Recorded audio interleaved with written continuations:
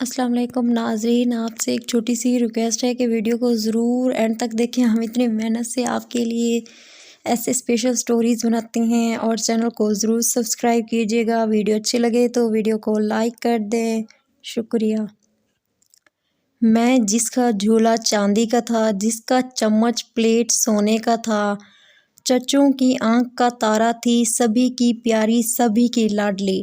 شاید قسمت نے مجھے اپنے قدموں تلے روندنا تھا، حالات نے کچلنا تھا، اس بری طرح میں کچھ نہ کر کے بھی بدنام ہو رہی تھی۔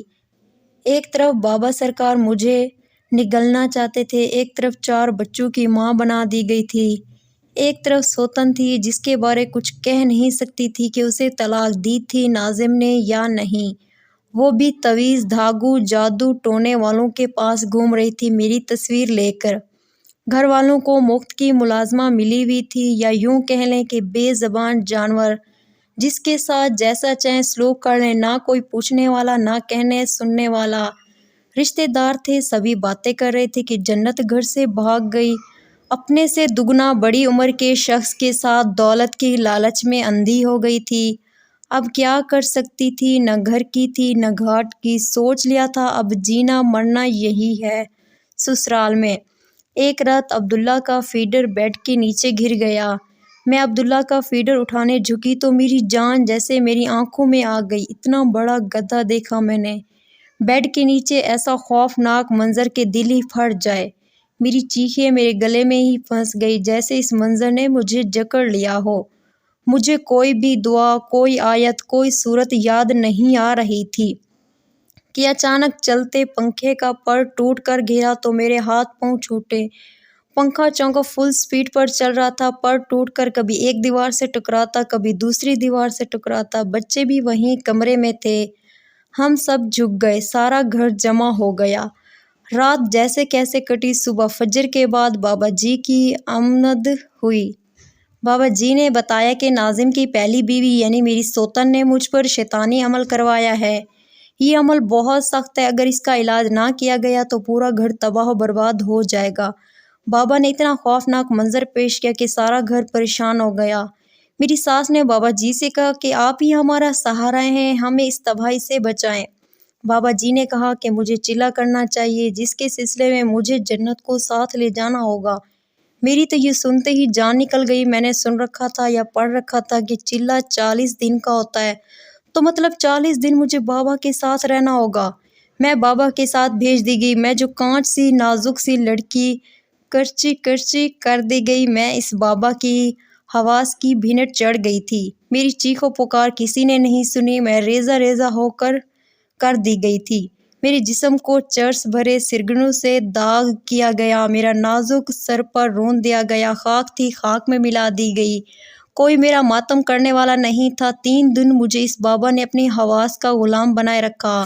نہ زلزلہ آیا، نہ زمین پھٹی، نہ آسمانی بجلی گری۔ جب بابا میری روح سے بھی گھناؤنا کھیل کھیل چکا تو اس نے دیکھا کہ میرا انٹرنل جسم پھٹ چکا ہے اور معاملہ میری زندگی کا ہے، تو اس نے مجھے آدھا مر کر کے میرے والدین کے دروازے پر بے یار و مددگار پھینک دیا۔ یہ صبح 3 بجے کا وقت تھا، تہجد کی اذانیں کہیں کہیں سنائی دے رہی تھی، میرے حواس ساتھ دے رہے تھے۔ اگرچہ جنت مر چکی تھی مگر سانس تھی کہ نکلتی ہی نہیں تھی۔ میں زندہ ہوں، اذان کی آواز نے بتایا۔ میں نے ریزہ ریزہ وجود سمیٹا، احساس ہوا کہ میرے کپڑے خون سے بھرے ہوئے ہیں۔ ہلکا ہلکا دروازہ کھٹکھٹایا، پچھلی گلی سے کتوں کے بھونکنے کی آواز آ رہی تھی، مگر میں ڈر نہیں رہی تھی۔ پھر دستک دی، شاید اماں جی گیٹ پر آئی تھی، اس کے بعد مجھے کچھ یاد نہیں۔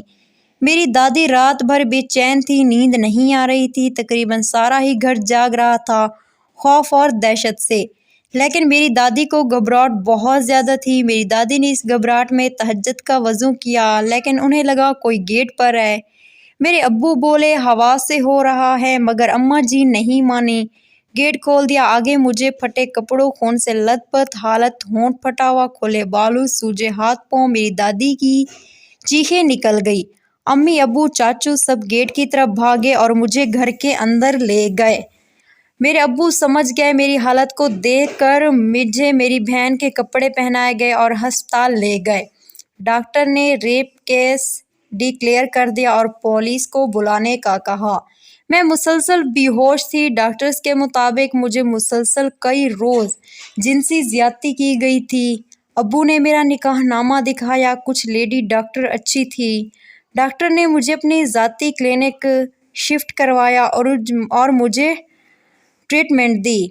میری حالت ایسی تھی کہ خون بے تحاشا بہہ جانے کی وجہ سے بے ہوشی کا دورانیہ طویل تھا۔ ڈاکٹرز کے مطابق اگر مجھے ہوش نہ آیا مزید 12 گھنٹوں میں تو میں کوما میں چلے جانے کا اندیشہ ہے۔ میرے سسرال والوں کو بابا جی نے بتایا کہ جنت چلہ چھوڑ کر بھاگی ہے، اسے موکلات نہیں چھوڑیں گے۔ بابا کے نزدیک میری موت یقینی تھی کیونکہ اس نے میری حالت ہی ایسی کر دی تھی، لیکن میرے رب کے آگے کبھی کسی کی چلتی نہیں ہے۔ کیا مجھے 20 بلڈ بیگ لگے، میرا علاج ہوا، 3 ماہ ہم لاہور ہی رہے۔ ناظم کو سارے حالات پتہ چل گئے تھے۔ وہ لاہور آئے تھے۔ میرے ابو، چاچو، میرے ماموں نے ناظم پر ہاتھ اٹھایا، مگر ناظم نے یہ سب بھی برداشت کیا، میرے ساتھ ساتھ رہے، مجھ سے ہاتھ جوڑ کر معافی بھی مانگی، میرے پیر تک پکڑ لیے۔ میں کبھی ماں نہیں بن سکتی تھی، میرے اندر زہر پھیل چکا تھا، اب میں نکارہ تھی۔ ابو، چاچو میرا سامنا نہیں کر سکتے تھے۔ ابو اپنے آپ کو میرا مجرم سمجھتے تھے۔ بابا نے مجھ پر چلہ توڑ کر کسی کے ساتھ بھاگ جانے کا بہتان بھی لگایا اور مجھے بدنام بھی کروایا۔ علاج کے بعد امی کے گھر ہی تھی۔ ناظم نے میری بہت خدمت کی۔ بابا، میں آپ کی وہی گڑیا ہوں جسے آپ نے لاڈ اور نازوں سے پالا تھا۔ میری زبان سے نکلنے سے پہلے آپ میری خواہش پوری کر دیتے تھے۔ بابا، آپ کہتے تھے میں آپ کی شہزادی ہوں اور آپ کی گڑیا ہوں۔ ناظم میرے گھر پر ہی رہے۔ میری دماغی حالت سدھرنے کا نام ہی نہیں لے رہی تھی۔ کبھی لگتا تھا میرے پیروں کو آگ لگ رہی ہے، کبھی مردے دیکھتی کہ سیڑھیوں پر کفن پوش لاش ہے، اگر صحن میں ہوتی تو لگتا ایک گنجا آدمی چھت کی دیوار پر کھڑا ہوا ہے، مجھے کہہ رہا ہے کہ میں تجھ پر چھلانگ لگا دوں گا۔ یوں ہی چیختے چلاتے دن گزر رہے تھے۔ ابو کو کوئی کہتا کہ فلاں جگہ بزرگ ہیں، وہاں لے جاؤ، فلاں جگہ سے دم کروا لو۔ ابو نہیں مانتے تھے۔ دادا ابو نے ابو کو راضی کر ہی لیا۔ ہم لوگ گھر سے جمعرات کی شام کو گاڑی میں بیٹھے اور رات 3 کے قریب ملتان پہنچے۔ اڈے پر ایک رکشے والا ملا۔ ابا جی نے بھی ابھی کچھ بولا ہی نہیں کہ رکشے والے نے کہا، آ جاؤ میاں جی، آپ کا ہی انتظار ہو رہا ہے۔ ابو پریشان ہو گئے کہ یہ ہمیں جانتا ہی نہیں ہے، پھر اس طرح سے کیوں کہہ رہا ہے؟ کیونکہ حالات واقعات جس طرح کے گزر رہے تھے کچھ سمجھ نہیں آ رہا تھا، سچ کیا ہے اور جھوٹ کیا ہے۔ ابو کچھ کہتے اس سے پہلے ہی دادا ابا رکشے میں بیٹھ گئے اور ہمیں بھی بیٹھنا پڑا۔ رکشے میں خاموشی تھی، کوئی بھی کچھ بول نہیں رہا تھا۔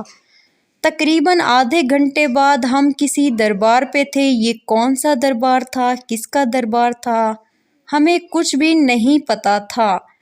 ہم رکشے سے اترے ہی تھے کہ رکشے والا رکشہ لے کر چلا گیا۔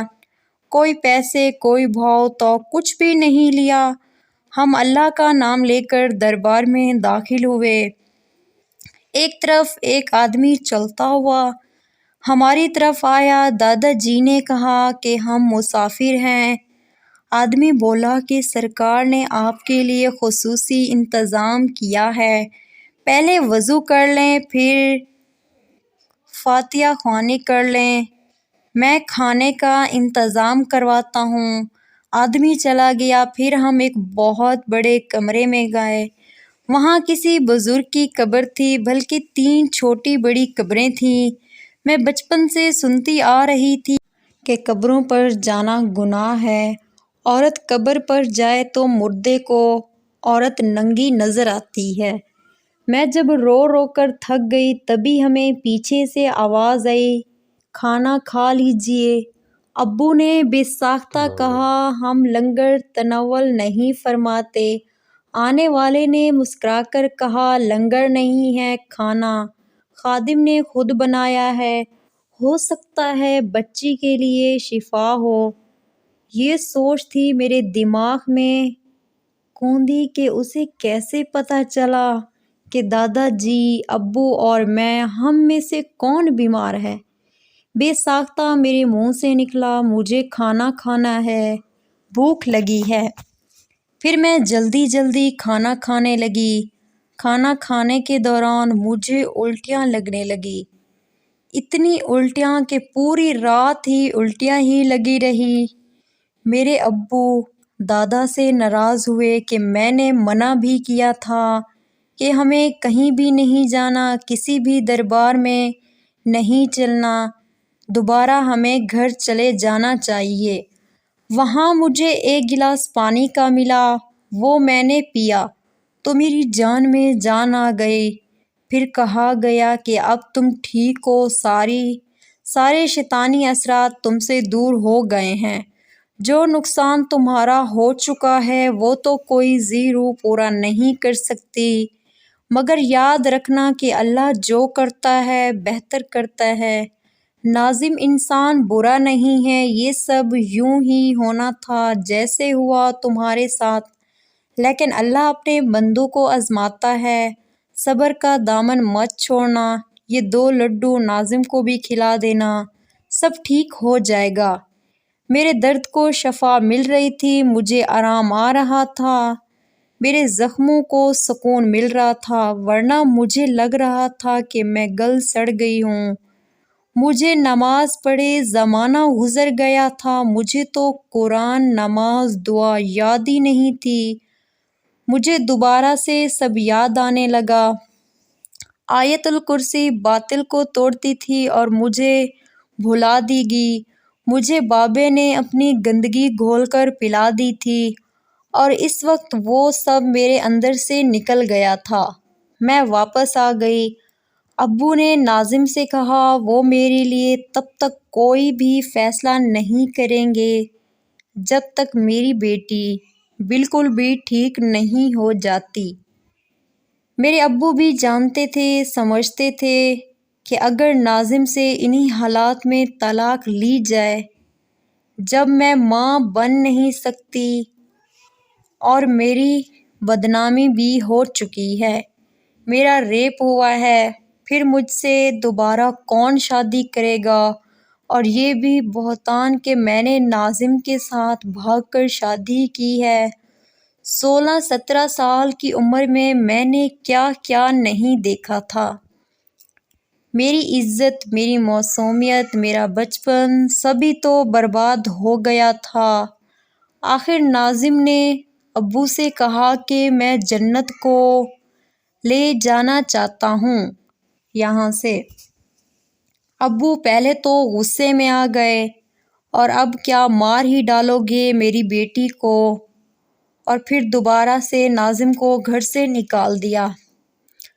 پھر میرے ماموں، نانا، نانی، دادی، چاچو لوگوں نے سمجھایا ابو کے کہ آپ راضی مند ہو جائیں، مگر ابو نے بھی شرط رکھی کہ جنت اس گھر میں دوبارہ نہیں جائے گی، یہی کسی جگہ پر میری بیٹی کو الگ سے گھر لے دیں، بالکل ہی ہمارے گھر کے قریب، تبھی ہم اپنی بیٹی کو ناظم کے پاس جانے دیں گے۔ ناظم مان گئے اور اپنی فیملی سے بات کی۔ ناظم کی فیملی کسی طور پر اپنے بابا سرکار کو چھوڑنے پر تیار نہیں تھے۔ جب ناظم نے جھگڑا کیا کہ کسی اور کو بینٹ چڑھاؤ گے تو ہی مانیں گے آپ لوگ، تب ناظم کے بھائیوں نے ناظم کو مار مار کے لہو لہان کر دیا، اس کی ہڈی پسلی ایک کر دی، ناظم کو بچوں سمیت گھر سے نکال دیا۔ جو کچھ ناظم کے پاس تھا وہ سب تو اس نے اپنی پہلی بیوی کے نام کر دیا تھا۔ اب ناظم کے پاس کچھ بھی نہ تھا، وہ زخمی حالت میں ہمارے گھر آئے۔ میں نے اسے دیکھا تو میرا دل پگھل گیا اور میں نے ناظم کے ساتھ رہنے کے لیے فیصلہ کر لیا۔ میں تو ویسے ہی کھوکھلی ہو گئی تھی، مر چکی تھی، ایک زندہ لاش تھی۔ جب وقت ہی گزرنا تھا تو ایسے ہی کیوں نہ۔ ناظم نے کسی کی بوتیک پر جاب کر لی، بچے میرے پاس تھے، میں نے بچوں میں خود کو بہلا لیا تھا، ہر وقت بچوں کے ساتھ دل بہلاتی تھی۔ میرے ابو نے ناظم کی پہلی وائف سے ملنے کا سوچا اور میری امی، داد اور ابو ان لوگوں کے گھر چلے گئے، یعنی میری سوتن کے گھر۔ انہوں نے ناظم کو بہت گالی گلوچ کی، مگر میرے ابو نے ہی ایک ہی بات کی کہ ناظم خالی ہاتھ ہے، جو بھی ہے تم لوگوں نے لے لیا اور مزید کچھ بھی وہ نہیں دے سکتا۔ اس کے گھر والوں نے اسے گھر سے بھی نکال دیا ہے۔ میری سوتن نے کہا میرے ساتھ ظلم کیا، اس لیے یہ سب تو ہونا ہی تھا۔ میرے ابو نے کہا جو بھی تمہارے ساتھ ہوا وہ ناظم نے، میری بیٹی کو بخش دو، اسے تو اونچی آواز میں بولنا بھی نہیں آتا، وہ تو ہر وقت چپ چپ ہی رہتی ہے۔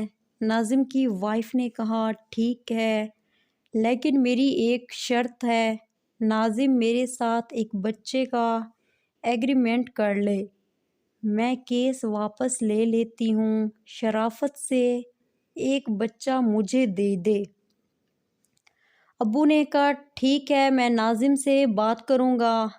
ابو نے جب ناظم سے بات کی، ناظم بھی ہتھے سے اکھڑ گئے اور بولے ناظم کیس لڑیں گے، اور ناظم نے 5 سال بچوں کا کیس لڑا۔ میں امی کے پاس ہی رہی۔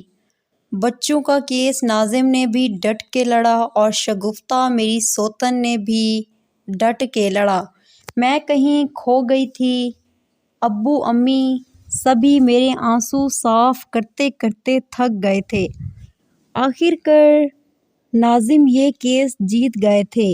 میری ساس کو ہارٹ اٹیک ہوا تھا، انہوں نے پھر وہیں بابا سے تعویذ لیے، 3 بار ہارٹ اٹیک ہو چکا تھا۔ ایک بار ناظم ملنے گیا، اسے ہسپتال لے گیا، اسی شام میری ساس کی ڈیتھ ہو گئی تھی۔ ناظم کی پہلی بیوی شگفتہ نے بھی دوسری شادی کر لی تھی، اس کے وہاں سے 2 بچے تھے، وہ وہاں پر خوش تھی۔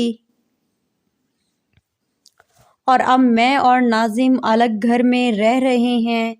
اب میں سکون سے زندگی تو گزار رہی تھی، لیکن یہ واقعہ میرے دماغ سے جاتا ہی نہیں ہے۔ ناظم نے مجھے کہا کہ میں شگفتہ میری پہلی محبت تھی، میں اسے بھول نہیں سکتا، لیکن اب میں آپ کے ساتھ بہت خوش ہوں۔ پھر ہم نے اپنے بڑے بیٹے کی شادی کی۔ 27 سال میں دادی بن گئی تھی۔ میری بہو مجھے بچے اٹھانے نہیں دیتی تھی، کہتی ہے اتنا ہی بچے اٹھانے کا شوق ہے تو اپنے ہی پیدا کر لو۔ میں بتا نہیں سکتی میری بہو کیسی عورت ہے۔ کبھی کبھی شگفتہ کا فون آ جاتا ہے، وہ کہتی ہے بچوں سے بات کرا دو، تو میں کرا دیتی ہوں، کیونکہ بچے تو اسی کے ہیں۔ میں آپ سب کو بتانا چاہتی ہوں کبھی بھی ان تعویذوں پہ یقین نہ کرنا، کسی بھی ایسے بابا کے پاس نہ جانا۔ میں آج بھی جب یہ واقعہ یاد کرتی ہوں تو میرے رونگٹے کھڑے ہو جاتے ہیں، میری حالت ایسی ہو جاتی ہے جیسے پہلے ہوئی تھی۔ اس طرح کی مزید اچھی سٹوریاں دیکھنے کے لیے آپ سے گزارش ہے کہ میرے چینل زبردست اردو سٹوری کو جلدی سے سبسکرائب کر دیں۔